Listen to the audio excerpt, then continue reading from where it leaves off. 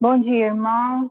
Que a graça e a paz do nosso Senhor Jesus esteja conosco nesta manhã em que nós relembramos, comemoramos a ressurreição de Jesus, o nosso Senhor e Salvador, e damos graças por estarmos aqui reunidos como igreja, apesar de remotamente, e queremos, então, em primeiro lugar, fazer uma oração, pedindo ao Senhor que nos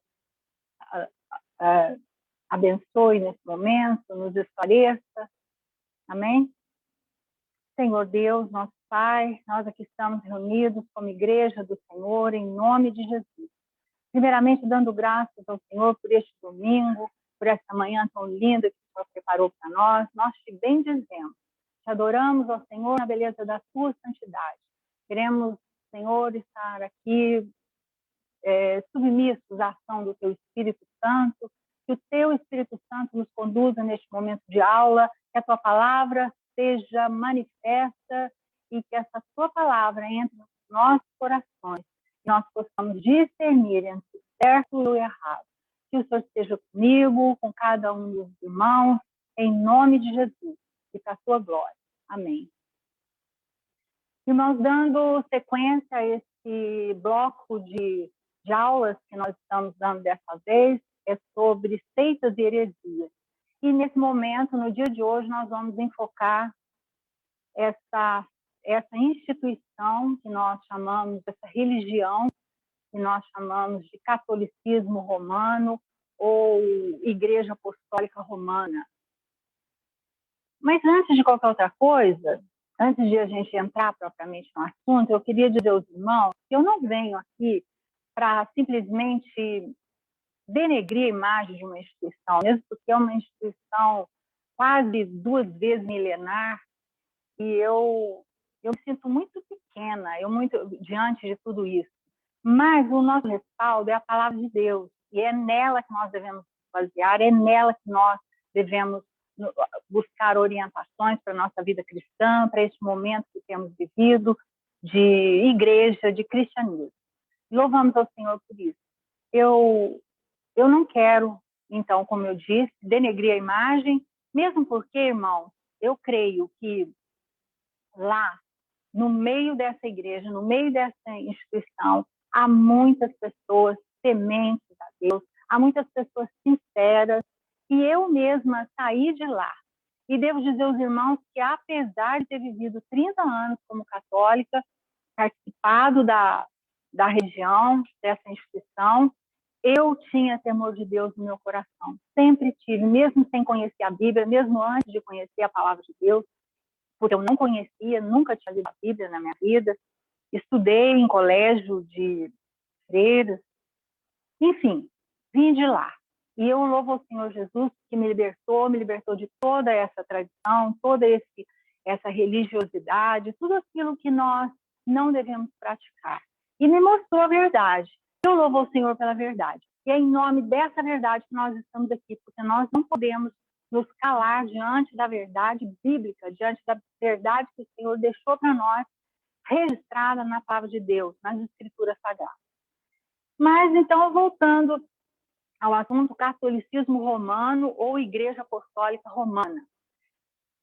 Vamos ver vamos contar um pouquinho a história dessa igreja.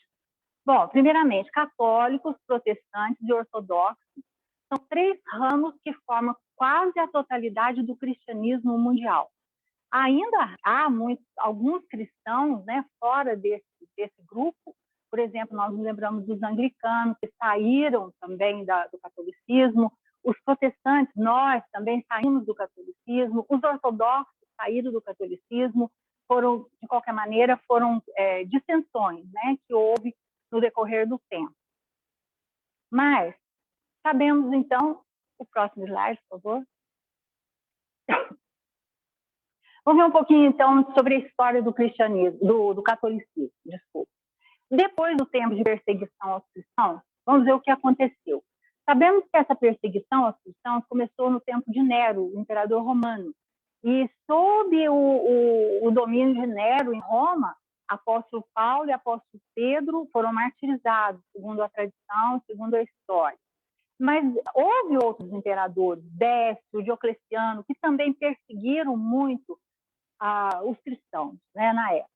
Até o século IV, quando então, a partir do ano 310, 312, por aí, houve um embate entre dois generais, dois militares, assim, homens poderosos em Roma, que debatiam, que se lutavam pelo cargo de imperador romano. Lembrando que Roma, na época, era a capital do mundo.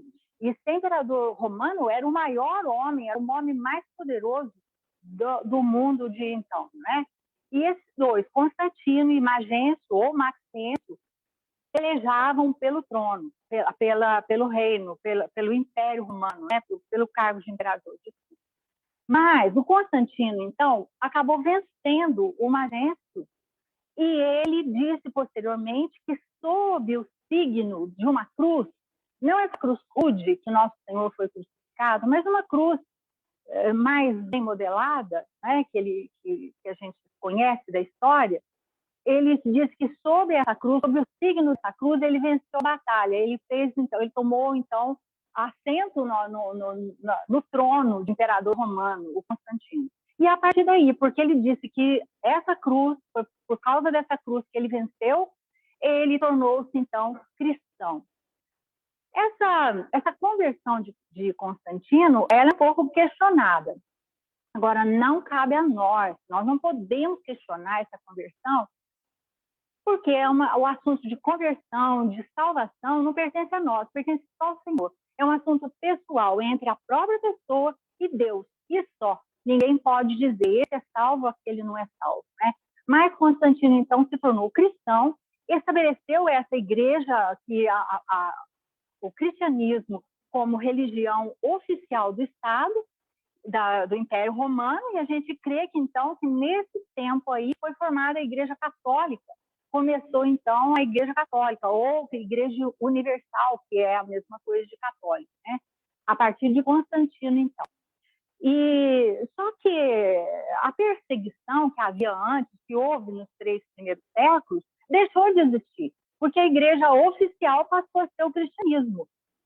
Parecia que estava tudo resolvido, era uma situação cômoda, e que todos ficavam bem folgados, respiraram, porque não havia mais mortes, não havia pessoas sendo jogadas nas arenas para as feras, para serem comidas, não havia mais martírios entre os cristãos. Só que a instituição sendo fortalecida pelo Império Romano, houve também, a partir daí, um sincretismo religioso.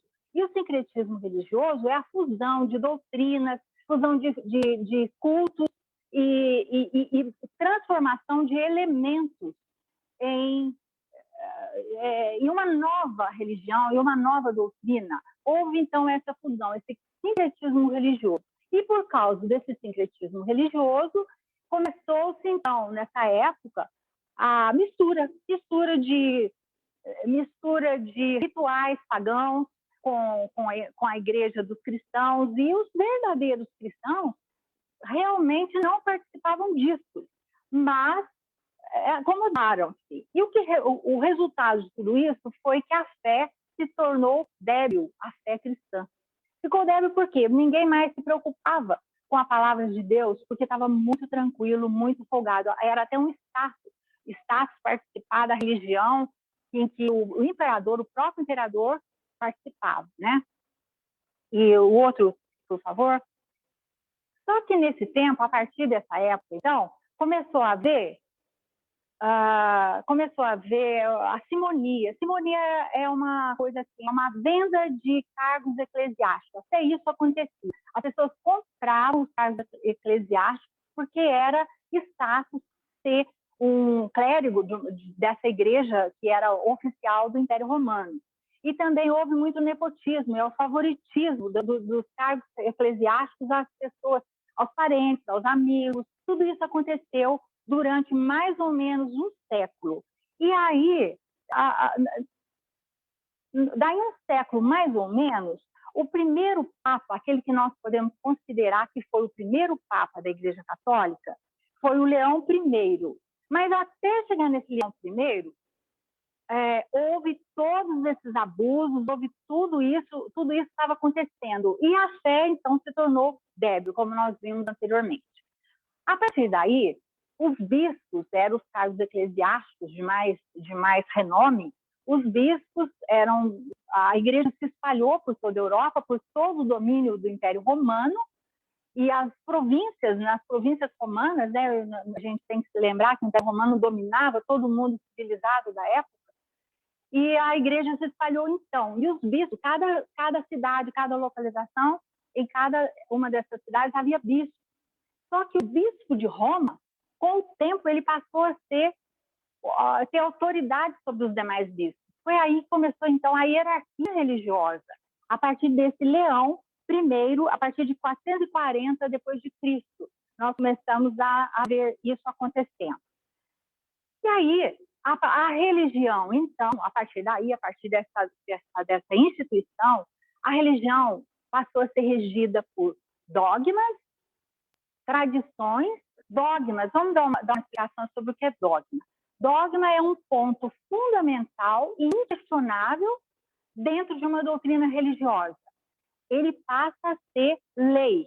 Um dogma é um ponto, lembre-se disso, um ponto fundamental e inquestionável. Tradições também eram outro fundamento dessa igreja católica, dessa instituição.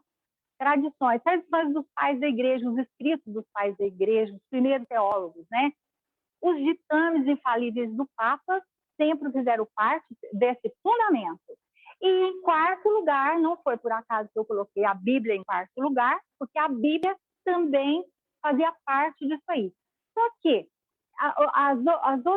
os outros três fundamentos tinham o mesmo peso, o mesmo valor da Bíblia. E também nós devemos lembrar que a Bíblia, ela incluía os livros apócrifos ou deuterocanônicos, que significa segundo cano, que já havia o cano dos judeus, né? E ainda informação, o cano do Novo Testamento. Mas eles foram introduzidos, então, esses livros na Bíblia e também acréscimos dos livros de Esther e Daniel. A Bíblia, a católica, formando, perfazendo, então, a Bíblia hoje, que nós chamamos hoje de Bíblia católica. Próximo slide. E aí, irmãos, continuando a história, que nós não podemos entrar muito em detalhes, senão não dá tempo da gente falar tudo que precisa ser falado. Mas nós vamos enfocar algumas coisas muito importantes. Em 1222, assim, 2 anos antes da Reforma Protestante, a Bíblia ainda não era um livro impresso. Nós não sabemos exatamente como funcionava a leitura da Bíblia para os leigos, mas o importante é o seguinte: e nesse concílio de 1222, a Igreja proibiu a leitura da Bíblia aos leigos.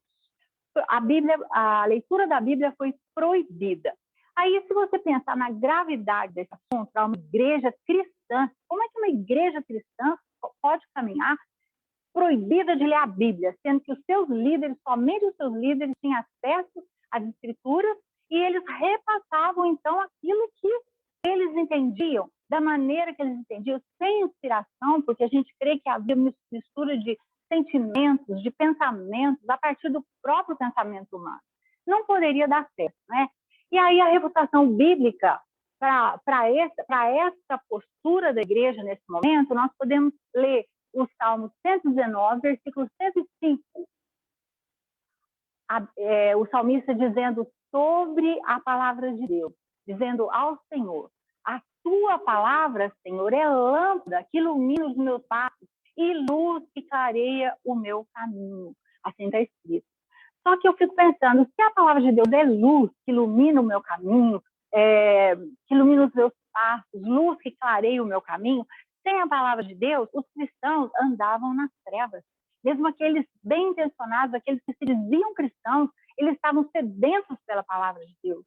Mas as demais pessoas que não tinham esse compromisso com Deus, elas estavam tranquilas, em folga, porque recebiam de segunda mão aquilo que vinha dos seus próprios líderes e nem sempre bem intencionados, porque nós vimos que havia venda de cargos eclesiásticos, não havia chamado de Deus para líderes, pastores, padres, como o caso. Não, nada disso, né?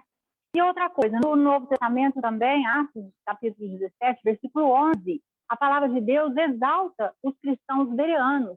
Olha o que está escrito. Os bereanos, os crentes de Bereia, eram mais nobres do que os tessalonicenses, pois receberam a mensagem com grande interesse, examinando todos os dias as Escrituras, para ver se tudo era assim mesmo. Olha a importância. Aqueles crentes de Bereia, assim como nós devemos ser hoje, eles examinavam tudo aquilo que eles recebiam dos apóstolos, daqueles que eram encarregados, missionários, eles recebiam e conferiam nas Escrituras. Vamos ver se isso está certo, se está de acordo com a palavra de Deus. É assim que nós devemos nos conduzir. É assim que os cristãos verdadeiros, que se baseiam na palavra de Deus, devem se conduzir. E aí nós vemos que a partir daí, da falta de leitura da palavra de Deus, os desvios doutrinários começaram a acontecer na instituição romana, na Igreja Católica Romana, né? Chamada Igreja Apostólica. Agora, um assunto muito importante, muito polêmico também. O Papa e os títulos que o Papa tem. Os títulos. Vejam bem o que significam os títulos. Sumo Pontífice. Na etimologia da palavra, pontífice significa construtor de pontes. Então, era o supremo construtor de pontes, assim que o Papa é chamado, até os dias de hoje. Supremo construtor de pontes. O que é uma ponte? Uma ponte liga uma margem de um rio a outra margem do mesmo rio. Ou ela pode ligar mar também. Nós sabemos lá da ponte Rio-Niterói, que liga uma parte do mar, não é? Ponte, aquilo que faz a ligação entre dois pontos. E, nesse caso, sumo pontífice, pontifex maximus, na língua latina, a língua romana, né, da época, o sumo pontífice construindo pontes entre o mundo terreno e o mundo espiritual. E nós sabemos, de cara, a refutação bíblica qual é? Quem é o construtor de pontes? Quem é a própria ponte entre o mundo terreno e o mundo espiritual? 1 Timóteo 2,5. Você tem aí? Há um só Deus. Eu vou falar esse texto, mas o Guilherme tem ele.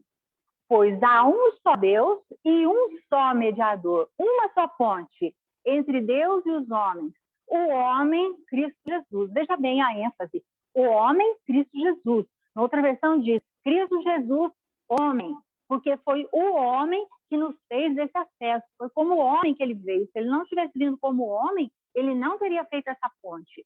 Ele passou tudo que passou como um ser humano falível como nós, sem pecado. Volta no outro slide, por favor. O segundo título do Papa que a gente vai falar sobre ele hoje, Vigário de Cristo. O significado dessa palavra vigário é substituto, substituto de Cristo. Eu não conheço nenhum desse Cristo, eu não conheço ninguém a quem Cristo, o próprio Jesus, tenha deixado como substituto dele.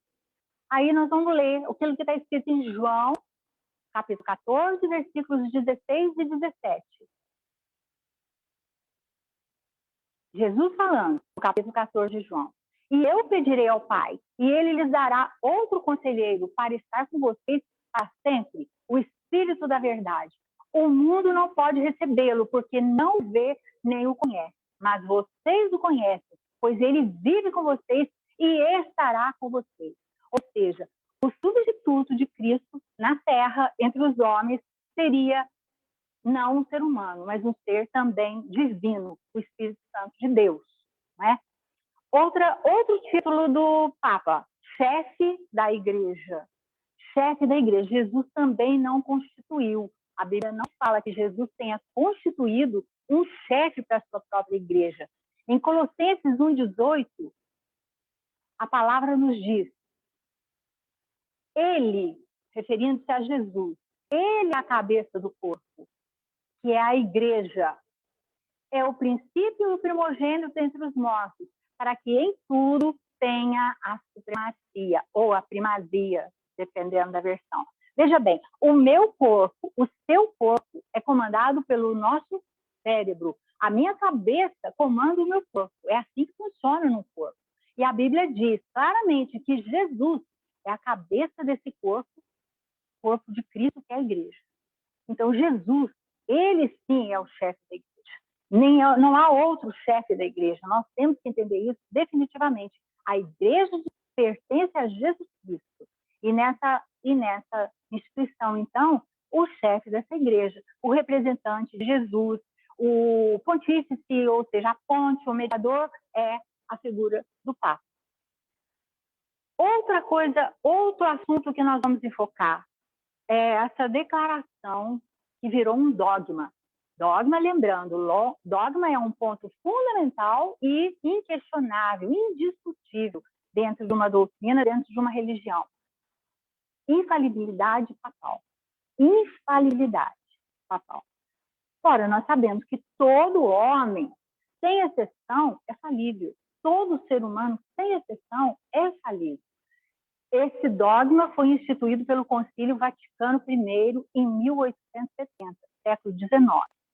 E essa base foi firmada na tradição do apostolado. Veja bem, o Papa, então, hoje, teria participado, faria parte de uma sucessão apostólica desde os tempos dos apóstolos, dos principais apóstolos, ou especificamente Pedro, porque a igreja também afirma, a tradição da igreja, que ele é um sucessor do próprio apóstolo Pedro, e que o apóstolo Pedro teria sido Papa em Roma durante 25 anos. Se Pedro foi Papa em Roma, há uma controvérsia muito grande sobre isso. As datas não batem. Pedro foi martirizado em torno do ano 67, 68. Vamos dizer 67, só para a gente fazer uma conta. Se Pedro foi o Papa por 25 anos em Roma, 25 anos antes, daria lá o ano 42, não é? Ano 42, a partir do ano 42. Isso foi antes do primeiro concílio da igreja, o concílio de Jerusalém, do qual os apóstolos participaram. O apóstolo Pedro participou, o apóstolo Paulo foi com Barnabé para participar, para discutir algumas questões relacionadas aos novos convertidos ou aos cristãos gentios, porque havia os cristãos judeus que às vezes misturavam, ficaram com resquícios da lei. E eles achavam, os judeus cristãos, os judeus messiânicos, achavam que os cristãos gentios também tinham que cumprir a lei, né? Em alguns pontos da lei principais, como, por exemplo, a questão do sábado e outras coisas mais relacionadas à lei. Então, foram reunidos os líderes da igreja, que eram os apóstolos, em Jerusalém para o primeiro concílio, no ano de 48. E quem presidiu esse concílio não foi Pedro. Pedro não tinha autoridade sobre os demais apóstolos. Não tinha. Aliás, o próprio apóstolo Paulo, num texto, ele afirma assim: eu não sou inferior, apesar dele ter sido feito um apóstolo muito depois dos primeiros apóstolos. Ele disse: eu não sou inferior a nenhum dos outros apóstolos, aqueles que já eram antes dele, não é? E quem presidiu esse concílio não foi Pedro. Se ele tivesse sido um papa, se ele tivesse tido essa autoridade no meio dos apóstolos, ele teria presidido esse concílio. E não foi assim. Quem presidiu foi Tiago, que era o líder da igreja em Jerusalém. E a gente vê isso claramente. Se você quiser ler na sua casa o capítulo 15 de Atos, você vai ver o Tiago dando o parecer final. Depois de todas as considerações, ele sim teve autoridade para se levantar e dar o parecer final sobre algumas questões, sobre aquilo que a gente já estava conversando, sobre aquilo que os cristãos gentios deveriam praticar ou não.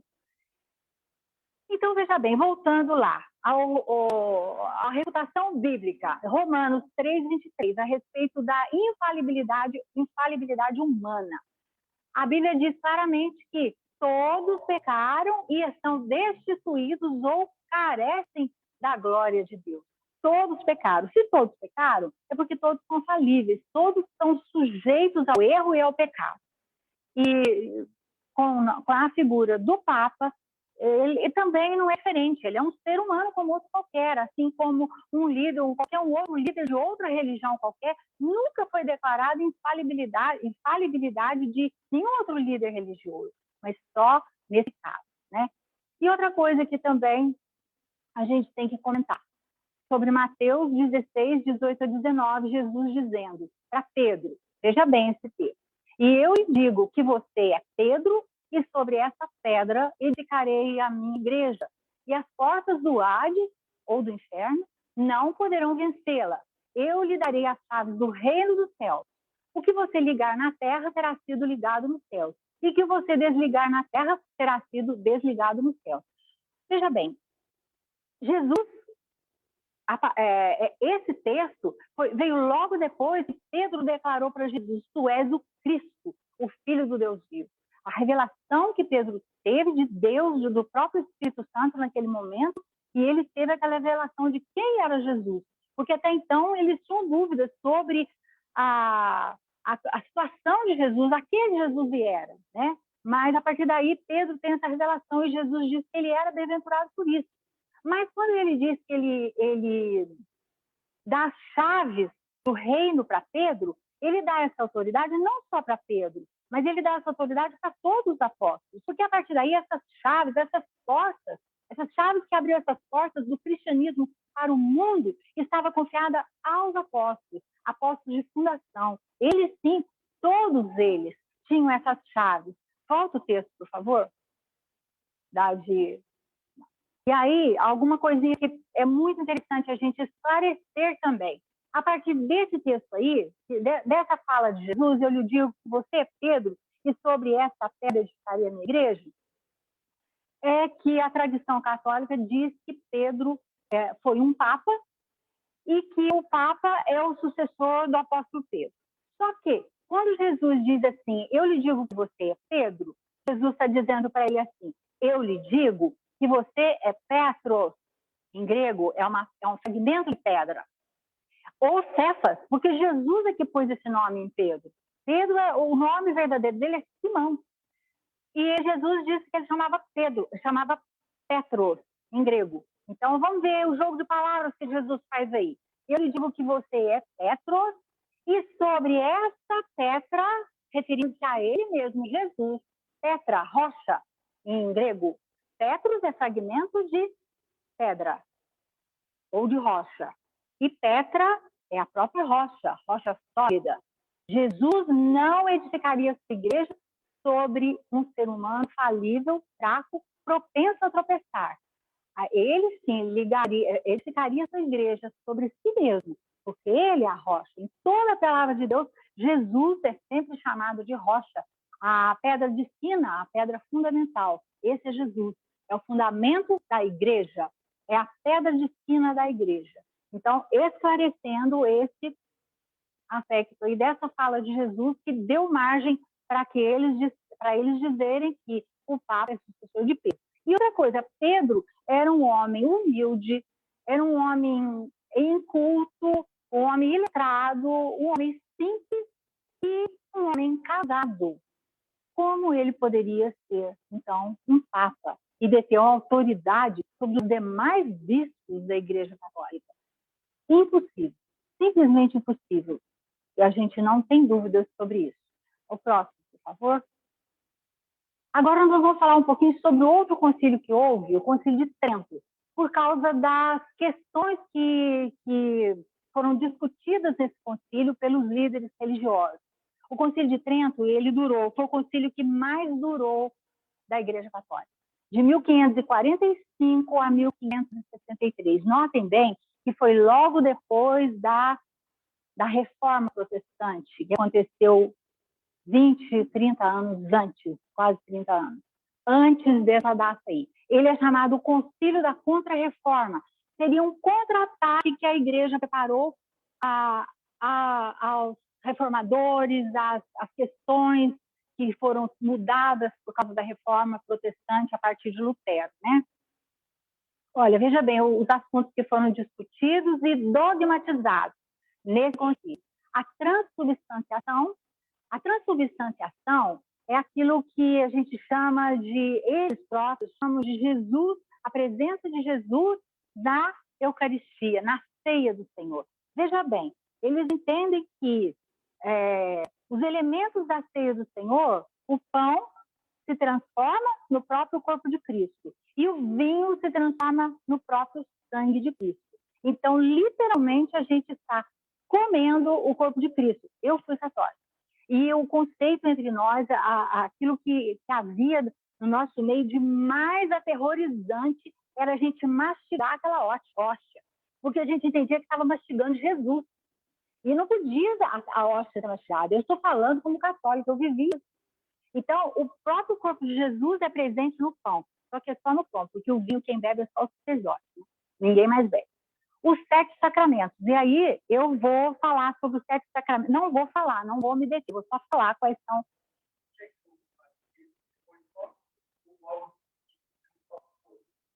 Não, tá bom, eu deixo. Isso. O batismo, os 7 sacramentos, então, instituídos nesse concílio aí. Batismo, a crisma, eucaristia, que é isso que nós falamos, sobre a presença de Jesus na ceia, do corpo de Jesus e do sangue, a penitência, a extrema-unção, a ordem e o matrimônio. Desses 3 sacramentos, nós, reformados, depois cristãos reformados, reconhecemos o batismo e a ceia como ordenanças de Jesus, e não simplesmente sacramento. Sacramento significa, sabe, seria assim, uma santificação, uma sacralização do povo ao participar de tudo isso aí, a cumprir todos esses sacramentos aí da igreja, instituídos pela igreja. Então, esse nós reconhecemos batismo e ceia como ordenanças de Jesus e matrimônio, que é uma instituição de Deus. Só isso aí que a gente reconhece. Não como sacramento, mas como ordenança de Jesus, batismo e ceia, e matrimônio, instituição do próprio Deus. O valor e a importância da missa. Desculpa, Guilherme, tem um texto bíblico aí refutando a...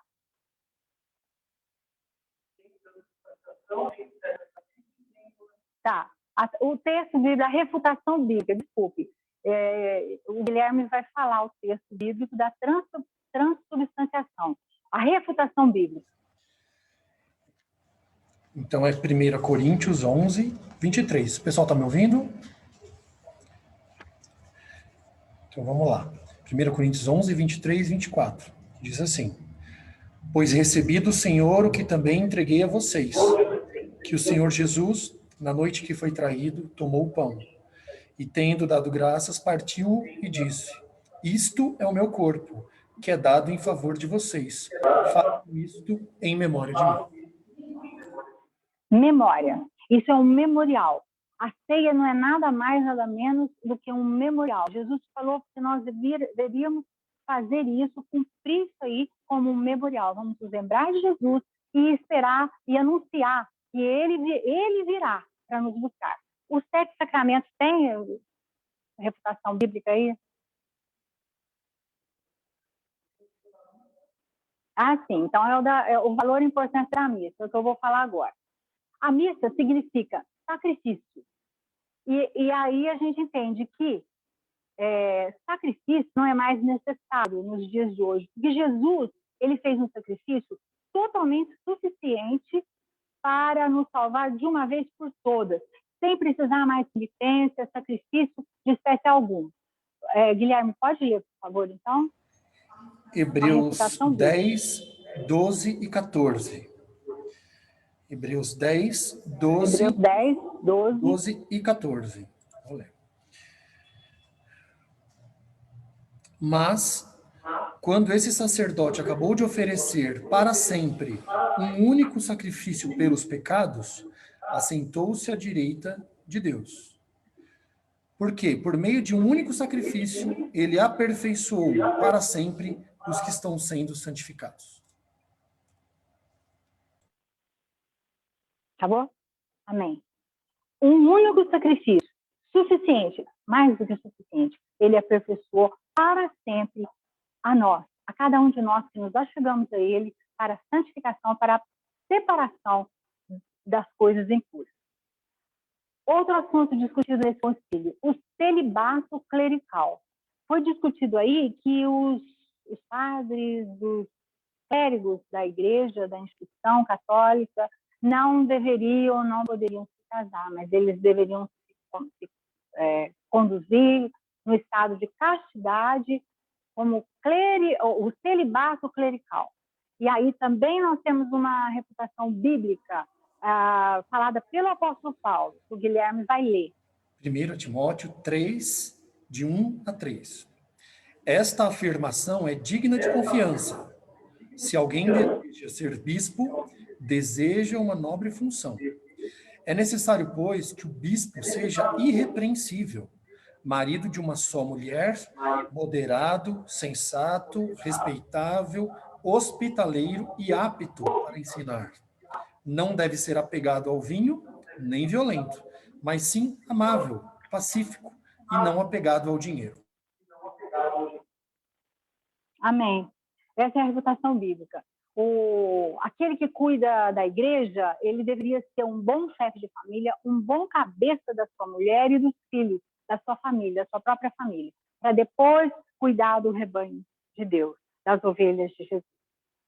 Essa é a reputação bíblica. Outro assunto discutido nesse Concílio de Trento foi o culto aos santos, foi institucionalizado.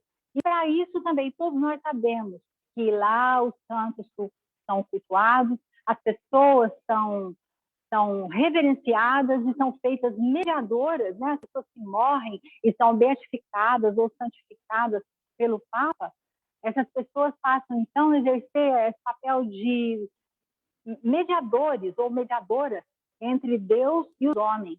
Mas não, voltamos lá àquele texto dizendo que somente Jesus é o mediador. E o culto aos santos, nós temos a refutação bíblica também, alguns textos bíblicos que falam sobre a adoração somente a Deus. Guilherme vai ler, pode escolher uns dois, porque eu coloquei 3. Tá. O primeiro é Êxodo 23. Diz assim a palavra: Eu sou o Senhor, o teu Deus, que te tirou do Egito, da terra da escravidão. O outro é Deuteronômio 6:13. Diz assim: Temam o Senhor, o seu Deus, e só a ele prestem culto, e jurem somente pelo seu nome. E o último é Mateus 4:10, que diz assim: Jesus lhe disse: Retire-se, Satanás, pois está escrito: Adore o Senhor, o seu Deus, e só a ele preste culto. Amém. Olha a palavra de Deus sendo exaltada, trazida a nós como esclarecimento para essa situação toda, para isso tudo que a gente tem visto, né? Eu também, eu saí de lá, eu fazia isso, eu praticava isso, mas eu louvo a Deus porque a verdade foi me mostrada no misericórdia pelo Senhor. Relíquias, imagens e indulgências.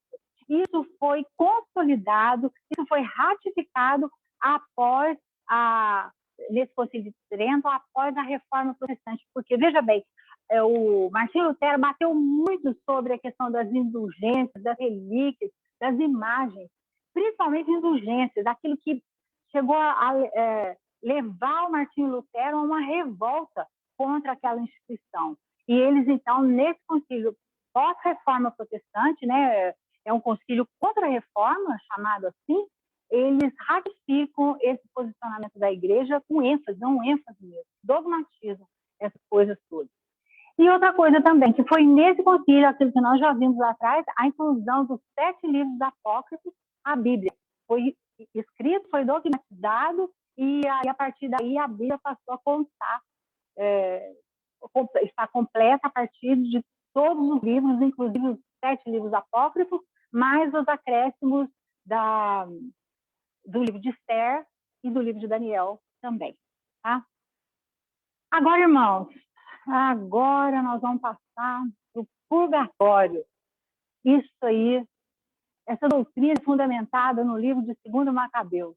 Esse livro é um livro apócrifo, inserido na Bíblia pela Igreja Católica, como nós vimos anteriormente, esse livro Macabeus. Então, essa doutrina do purgatório é fundamentada nesse livro de 2 Macabeus, livro apócrifo. Por isso, ela não tem fundamento bíblico, ela não tem, definitivamente. Definida pelo Concílio de Florença, essa questão em 1439 e confirmada também pelo Concílio de Trento, esse concílio que anteriormente nós vimos contra a reforma. Essa doutrina foi, então, confirmada. O purgatório seria o seguinte: para aqueles que vieram da Igreja Católica, a gente se lembra, eu me lembro bem o que significa esse purgatório, seria o purgar das almas num lugar intermediário, um lugar assim que é o inferno, mas não é tão sofrido, né? E a gente vai lá para purgar o resto dos pecados que Jesus não conseguiu limpar, o sangue de Jesus não conseguiu limpar. É de heresia pura. Por quê? O sangue de Jesus foi suficiente para me limpar dos meus pecados, de uma vez por todas. A palavra de Deus é muito clara sobre isso. Então, não precisa ter um purgatório.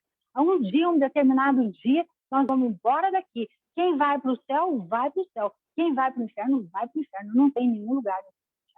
E eles dizem que tem, né? A refutação bíblica está lá em Romanos 3:25 e Hebreus, eu vou ler aí, Romanos 3:25. Deus o ofereceu como sacrifício a Jesus. Deus ofereceu a Jesus como sacrifício para propiciação mediante a fé, pelo seu sangue, demonstrando a sua justiça. Em sua tolerância, havia deixado impunes os pecados anteriormente cometidos. Veja bem, mediante o seu sangue, propiciação pelos nossos pecados. E Hebreus 9:22. De fato, segundo a lei, quase todas as coisas são purificadas com sangue, e sem derramamento de sangue não é perdão. Não há perdão. Jesus já derramou seu precioso sangue. Então, não há mais necessidade de nenhum tipo de sacrifício de animais, como era praticado no Velho Testamento entre os judeus.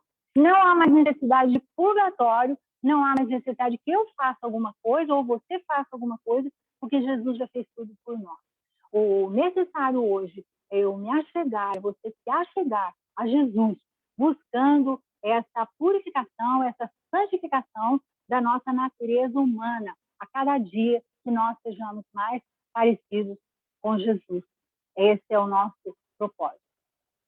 Outro assunto, prática pagã, a oração pelos mortos. Olha, a base também está no livro de 2 Macabeus, o mesmo livro apócrifo que fundamentou a doutrina anterior que nós vimos. É uma prática pagã e não há nenhuma menção bíblica sobre o assunto. Ou seja, não podemos refutar isso aí, porque não há menção bíblica sobre isso. Ninguém, nenhum servo de Deus orou por pessoas que morreram, por pessoas mortas. Não, a Bíblia não nos dá esse exemplo, a Bíblia não traz esse exemplo, e nós entendemos, então, que aquilo que compete a mim, eu é que tenho que resolver diante de Deus enquanto eu estou viva. É você que tem que resolver diante de Deus enquanto você está vivo. Porque a hora que a gente morrer, acabou. Não vale intercessão, não vale oração mais de ninguém para uma pessoa morta, para uma pessoa que foi dessa vida para outra.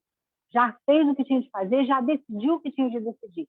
Então, o nosso enfoque aqui hoje, a salvação é hoje. O caminho que eu decidi trilhar, eu tenho que decidir hoje e me buscar no Senhor a minha santificação a cada dia. O próximo, por favor. Bom, agora nós vamos entrar num assunto hiperpolêmico também, que é a questão da Maria, essa serva de Deus maravilhosa, essa serva de Deus humilde. Se ela pudesse, eu creio, depois de tudo que eu vi, tudo que eu vivi da Igreja Católica, eu saí de lá, eu creio que se essa serva de Deus tivesse esse poder que dão a ela se levantaria e se revoltaria contra essa situação, contra essa religiosidade, contra essa idolatria. Porque Maria era uma mulher humilde. Ela declarava que ela precisava de um Salvador. Então, essa mulher era uma mulher realmente agraciada por Deus, maravilhosa, mas sujeita aos mesmos pecados, propensa a tropeçar, assim como nós, assim como qualquer um de nós.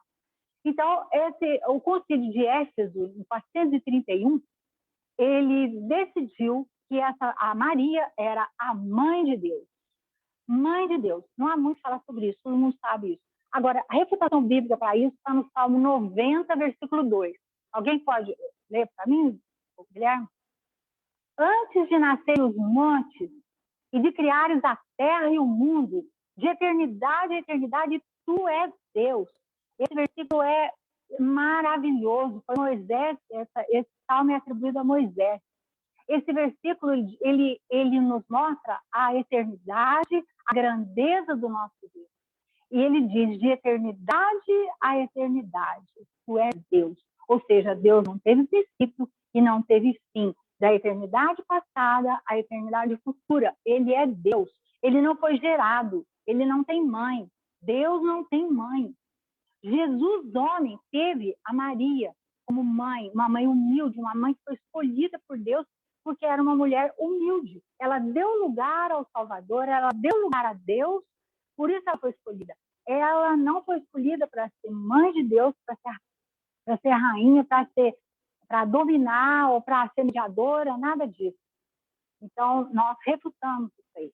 Perpétua virgindade de Maria. Foi decretado esse dogma no Concílio de Constantinopla, em 553. E aí, nós temos refutação bíblica. Lucas 8, 20, Mateus 13, 55 e 56.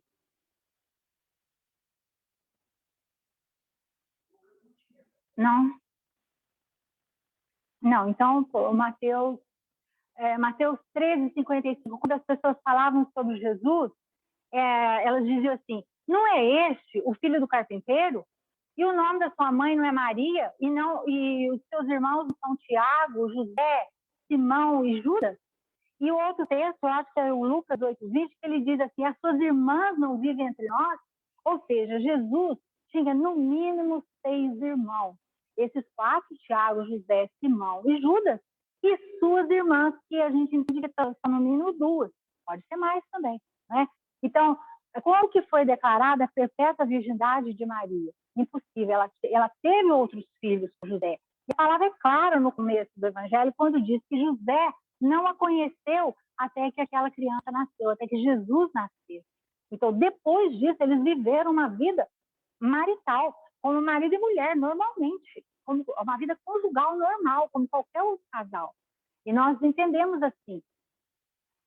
Outra coisa que foi muito falada, foi muito comentada, e posteriormente nós vamos ver que Maria foi preservada, ou teria sido preservada da mancha do pecado original. O teólogo Agostinho, ou Santo Agostinho, do século IV ou século V, se não me falha a memória, ele teria ventilado essa possibilidade da Maria ter sido livre de pecar. Ela foi livre de pecar. E o outro teólogo, que é católico também, o Tomás de Aquino, né, do século IV, ele disse que entre a concepção da Maria e o parto, ela, por um ato de milagre de Deus, ela foi declarada sem pecado.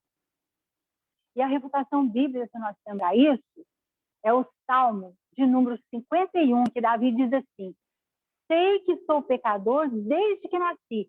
Sim, desde que me concebeu a minha mãe. Não que a mãe dele o tivesse concebido em adultério ou qualquer outro pecado. Não, mas porque nós já nascemos com esse pecado. Todo ser humano nasce separado de Deus. Esse pecado é a separação de Deus. E depois, então, há uma necessidade de um encontro com Deus através de Jesus Cristo. Só através de Jesus, somente através de Jesus, tá? E essa preservação, essa teoria de que ela foi preservada da mancha do pecado original, o Papa, eu até anotei aqui para não esquecer, o Papa Pio IX, ele declarou que ela era,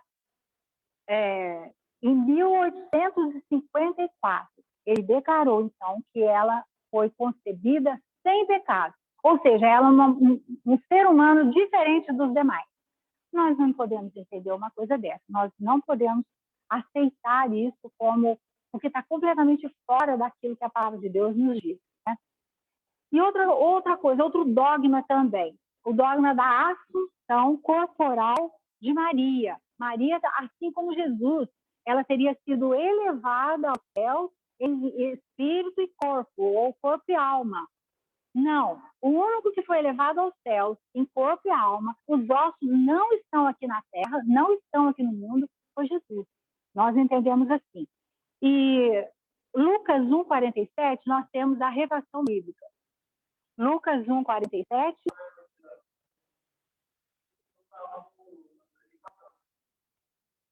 Por isso que bom, tudo bem, você lê para mim, por favor? E 1 Tessalonicenses 4,16, então. Tá, Lucas 1,47. Lucas 1,47. E o meu espírito se alegra em Deus, meu Salvador.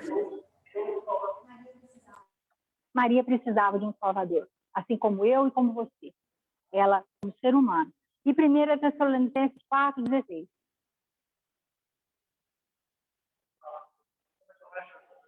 Por favor. 4,16. Pois, dada a ordem, com a voz do arcanjo e o ressoar da trombeta de Deus, o próprio Senhor descerá dos céus, e os mortos em Cristo ressuscitarão primeiro. Amém. Os mortos em Cristo ressuscitarão primeiro, depois os vivos, assim que diz a palavra de Deus, para o arrebatamento, no dia que o Senhor vier buscar a igreja. Os mortos ressuscitarão primeiro, inclusive a Maria, inclusive os apóstolos. Todos esperam o dia da ressurreição. Ninguém ressuscitou ainda. Todos nós estamos, todos aqueles que morreram em Cristo estão aguardando a ressurreição. Não dormindo, estão na presença de Deus. Estão conscientes, eu creio, na presença de Deus, mas aguardando a ressurreição do corpo, que acontecerá naquele dia, a partir desse dia do ressoar da trombeta, assim que a palavra nos esclarece. Amém? E outra coisa também, sobre Maria, mediadora, assim como outro santo qualquer lá, e nós voltamos ao mesmo texto bíblico de 1 Timóteo 2,5, que diz que há um só Deus e um só mediador, entre Deus e os homens, Jesus, homem, ou o homem Jesus Cristo. Amém? Amém. Acho que vai dar tempo? Tá. Agora nós queremos falar um pouquinho sobre o sincretismo religioso. O sincretismo seria a fusão de cultos e doutrinas religiosas com reinterpretação dos seus elementos. Olha bem, fusão de cultos e doutrinas religiosas com reinterpretação dos seus elementos. Agora a gente vai voltar um pouquinho a Constantino e vamos falar um pouquinho sobre isso aí. Quando houve essa fusão, quando o Constantino fez do cristianismo a religião romana, do Império Romano, havia então o panteão romano. O panteão é aquele hall de deuses, né? A mitologia romana. Havia deuses para tudo, todo tipo de deus lá na mitologia romana, no panteão romano de deuses. E a história nos conta que Constantino era devoto desse deus Sol ou Sol invicto. Se Constantino era devoto desse deus Sol antes do cristianismo, antes de fundir o cristianismo com o paganismo, e o paganismo se fundiu com o cristianismo, e aí os cultos passaram a ser uma miscelânea de culto pagão, celebração dos cultos, dos moldes dos cultos judaicos do passado, e a partir daí houve então essa fusão e a transformação, reinterpretação dos elementos de culto. Foi isso que aconteceu com a igreja nessa época de Constantino. E esse Deus Sol, então, que era do qual Constantino era devoto, havia um dia reservado para homenagear esse Deus Sol. E aí, eu pergunto para vocês, alguém sabe dizer que dia era reservado ao Deus Sol? Que dia do ano era consagrado ao Deus Sol? Alguém sabe isso?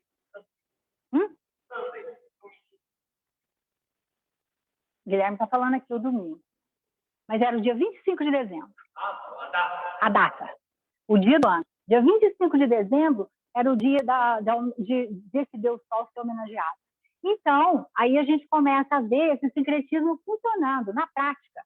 Esse Deus Sol, então, passou a ser, assim, ele era o maior Deus do panteão romano. É o Deus mais importante, o mais poderoso do panteão romano, esse Deus Sol. Esse Deus Sol, ele foi misturado com a figura do nosso Senhor Jesus.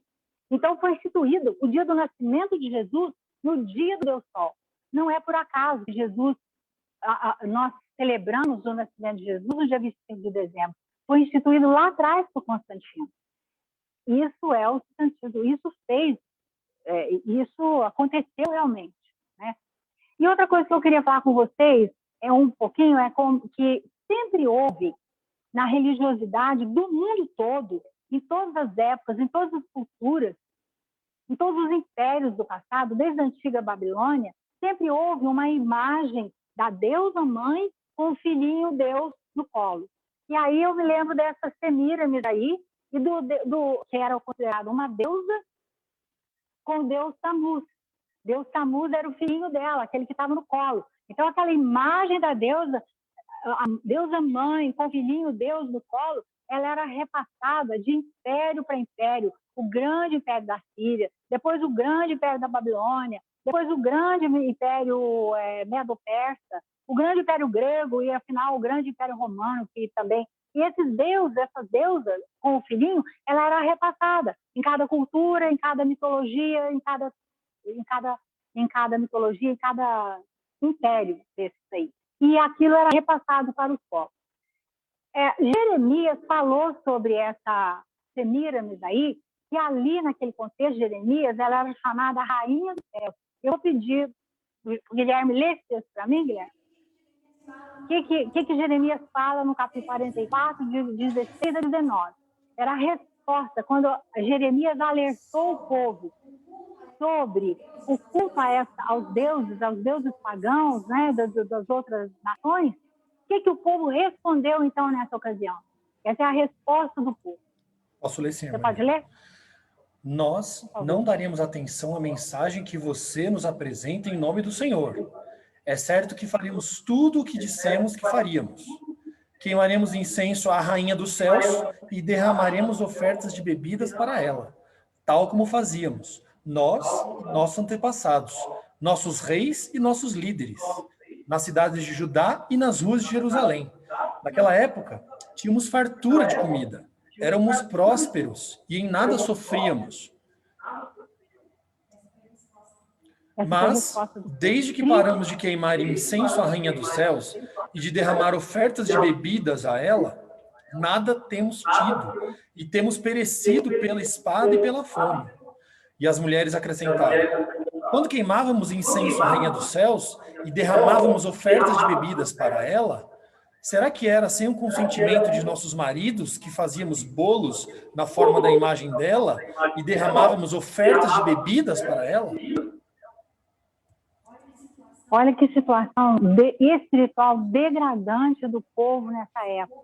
Esse povo alertado por Jeremias levava a mensagem de Deus para que esse povo não idolatrasse outros deuses de culturas pagãs, deuses das nações vizinhas deles, e eles respondiam assim: nós faremos sim, continuaremos cultuando a Rainha dos Céus sim. Então, essa Semíramis aí era a Rainha dos Céus aí. E depois, posteriormente, essa imagem e esses nomes foram passados para outras culturas, né? No Egito Antigo, tinha lá a Ísis e o deus Horus, o filhinho dela. Depois, no Egito mais recente, a Osíris e Ísis, o filhinho. E depois, na cultura grega, Afrodite e Eros. E na Península Itálica, ou seja, em Roma e toda a Itália, que ainda não era unificada na época, mas era uma península, né? Era Vênus e o Cupido. Então, essa imagem foi sendo passada da deusa mãe com o filhinho. E essa imagem, infelizmente, ela chegou até os nossos dias. Porque eu creio que aquilo que está por trás, a entidade que está por trás, é a mesma desde aquela época. É aquele que faz afronta ao nosso Deus, aquele que vive para confrontar o nosso Deus e sempre existiu desde antes de existir. Né? Passa para as imagens, por favor. E agora nós vamos mostrar algumas imagens. Essa, então, essa aí pode ser considerada a imagem da Semíramis, com o filhinho Tamuz. Esse Tamuz é considerado o Deus das mulheres. Se não me engano, no livro de Daniel, fala sobre esse Deus das mulheres. É no livro de Daniel mesmo, eu não lembro a referência agora, eu estou me lembrando, mas não lembro a referência. Essa é a imagem, então, da Semíramis com o filhinho Tamuz. A próxima imagem, olha, essa é a imagem do Egito. Essa mãe, deusa, e o filhinho, Deus. Essas imagens vêm atravessando os séculos e os milênios. Olha aí, outra imagem de deusa e do filhinho. A mãe, deusa, e o filhinho, Deus. Essa aí é uma imagem da Igreja Ortodoxa, dos nossos dias. A Igreja Ortodoxa é essa igreja que saiu da Igreja de Constantinopla, que era a segunda sede do Império Romano, e também havia a Igreja Católica lá. E essa igreja, então, essa igreja de Constantinopla, Igreja Católica Romana de Constantinopla, se rebelou, houve lá uma dissensão e ela virou a Igreja Ortodoxa. E alguns países lá do Oriente, todos têm essa fé da Igreja Ortodoxa. A Rússia, a Grécia, outros países do Oriente. Essa é a mãe. E aí, nos nossos dias, todo mundo, eu creio que já viu essa imagem aí. Essa é dos nossos dias, dos tempos atuais. É o que a Igreja Católica hoje pratica. Essa é a imagem para os nossos dias. Da mesma deusa ou deusa mãe e o filhinho Deus. Irmão, concluindo, eu gostaria de, então, agradecer essa oportunidade, mas antes eu quero dizer para os irmãos, essa igreja que tem quase 2 milênios, essa igreja instituída há quase 2 milênios, chamada Igreja Apostólica Romana. Essa igreja a gente entende de apostólica, não tem nada. Porque se ela fosse apostólica, ela não faria, ela não bateria de frente contra a palavra de Deus, porque nós professamos a doutrina dos apóstolos. Nós hoje lemos a palavra e tentamos a cada dia buscar na palavra de Deus o nosso prumo, porque a palavra de Deus é o cânon sagrado, é a régua de medir das nossas vidas. Eu gosto sempre de usar um exemplo de um prumo. Quando um muro deve ser erguido, é descido um prumo. E o muro deve ser erguido no mesmo sentido do prumo, obedecendo ao prumo. Assim as nossas vidas. A palavra de Deus para nós é esse prumo, essa régua de medir, esse cânon sagrado.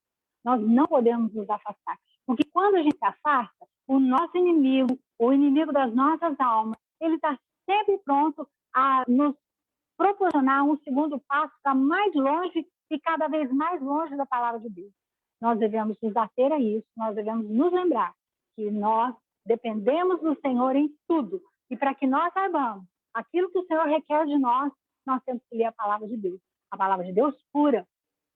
Como nós temos falado nessa série de lições, a sã doutrina que Deus deixou registrada para nós, até os nossos dias. Não nos afastemos da palavra de Deus. Lembre-se sempre disso. Que o Senhor nos abençoe, que o Senhor te abençoe, que essa lição, esses ensinamentos tenham feito diferença nas nossas vidas e que nós saibamos argumentar. Não para rebater, não para falar contra, não para falar mal, ou denegrir a imagem de uma instituição, não. Mas para que alertar pessoas que busquem, queiram saber a verdade, queiram conhecer a verdade. Que o Senhor nos abençoe e nos fortaleça neste dia. Amém. Ricardo Pinto. Bom, o Douglas disse que foi excelente sua exposição, muito esclarecedora. Ricardo Pinto, só como sugestão, as cartas de João, especialmente a primeira, refuta muito dos assuntos dos ensinamentos de hoje, com certa prioridade ao tomo de Maria, ao tema, né, de Maria, né? Acho que ele está sugerindo a leitura das cartas de João, especialmente a primeira. A irmã Mara, boa explanação, parabéns, Emeliano. Glória a Deus. Obrigado, minha gente. Amém? Deus abençoe, bom domingo, boa Páscoa para vocês. Bom domingo, feliz Páscoa.